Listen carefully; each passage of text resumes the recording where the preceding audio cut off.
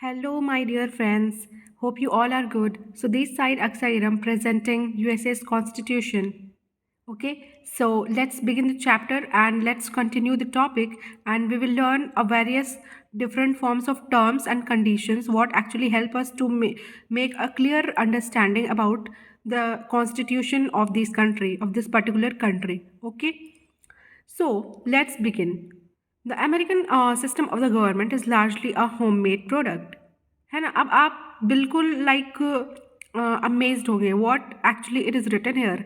It is something which is made up of like of kitchen material. तो ऐसा नहीं है कि लाइक होममेड या आर्टिफिशियल, वो बात नहीं हो रही है ना. यहाँ पर जो इसके कहने का मतलब है, इसके कहने का मतलब कुछ और है.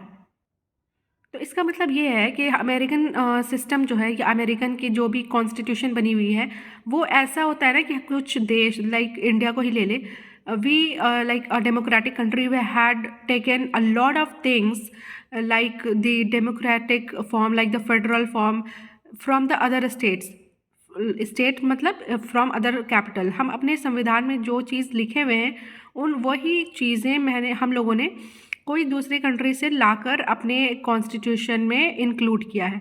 मगर अगर यूएसए के टर्म्स में देखें, टर्म्स एंड कंडीशन में समझें, तो यूएसए ने ऐसा कुछ भी नहीं किया. बल्कि यूएसए ने जो भी सिस्टम उनके कॉन्स्टिट्यूशन में है, जो भी रूल्स रेगुलेशंस लॉ बनाए गए उनके कॉन्स्टिट्यूशन में है, उन्होंने वो खुद ही प्रिपेयर किया है.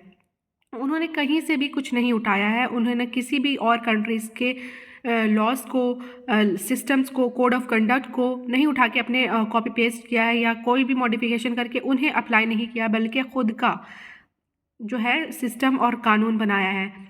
और ये कुछ इस तरीके से हुआ कि पहले कुछ अरसों तक like when USA get independent and all, ये तो हिस्ट्री है.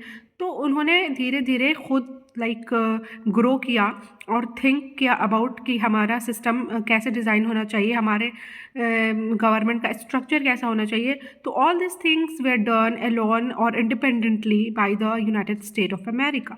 सो इसका मतलब यही होता है, ये जो सेंटेंस लिखा हुआ है, तो इसके पीछे की कहानी ये थी कि it's a largely a homemade product.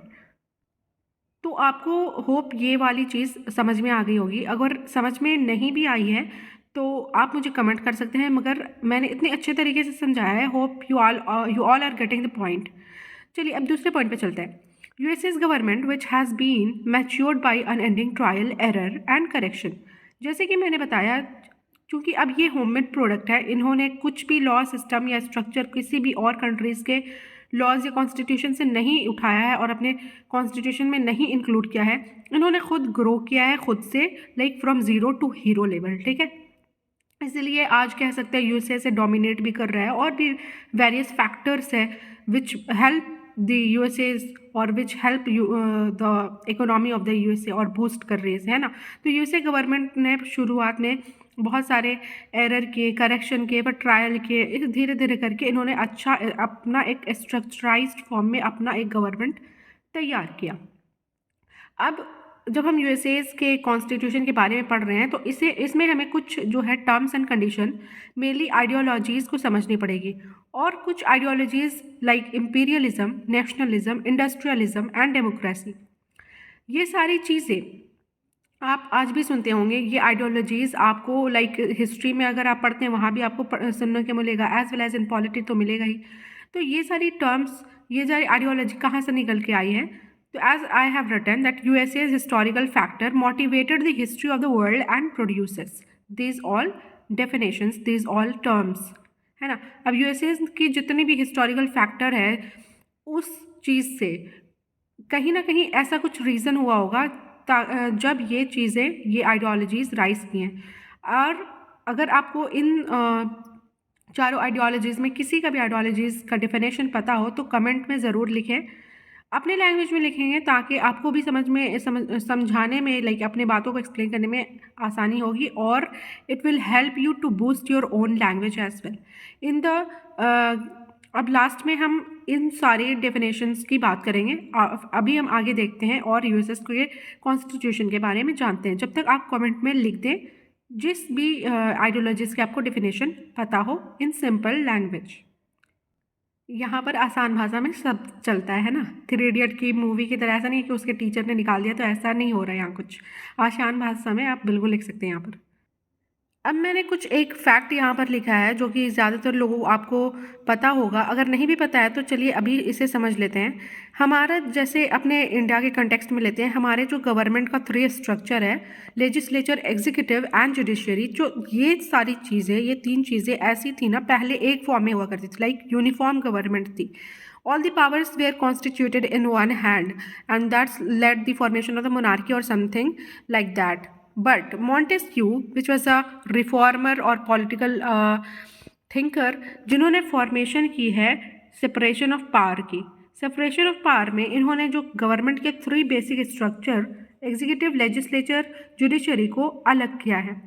तो इसे एक टर्म दिया जाता है कि ये इनकी जो आइडियोलॉजीज थी, इनके जो टर्म्स इन्होंने प्रोड्यूस किए थे, इसने ग्रेसफुल्ली एक्सेप्टेड और स्ट्रिक्टली अधेयर्ड, मतलब कि बहुत अच्छे तरीके से लोगों ने पसंद किया, एक्सेप्ट किया और स्ट्रिक्टली फॉलो भी किया जा रहा है। ऐसा नहीं कि लेजिस्लेचर के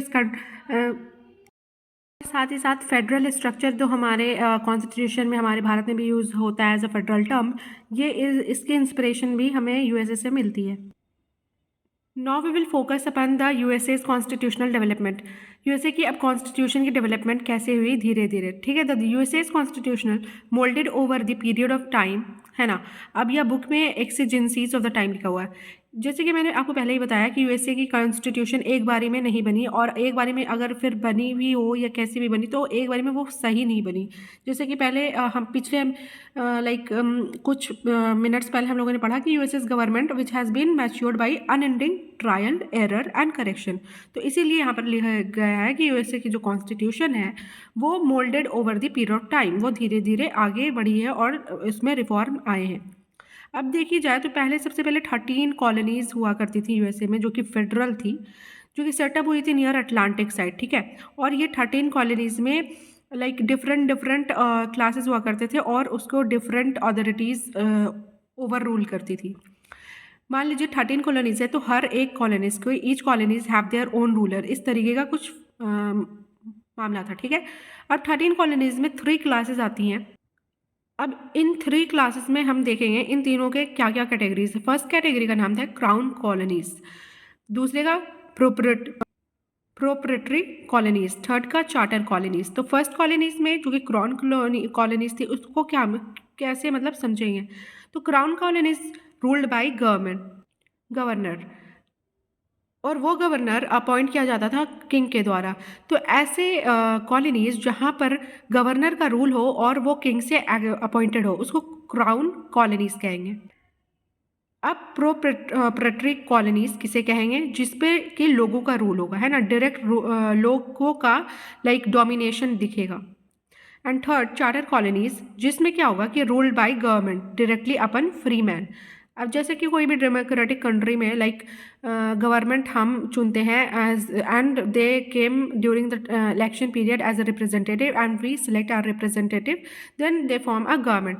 चार्टर कॉलोनीज में डायरेक्टली गवर्नमेंट रूल करती है। तो ये 3 बेसिक चीज़ अपने माइंड में ध्यान से रखिएगा।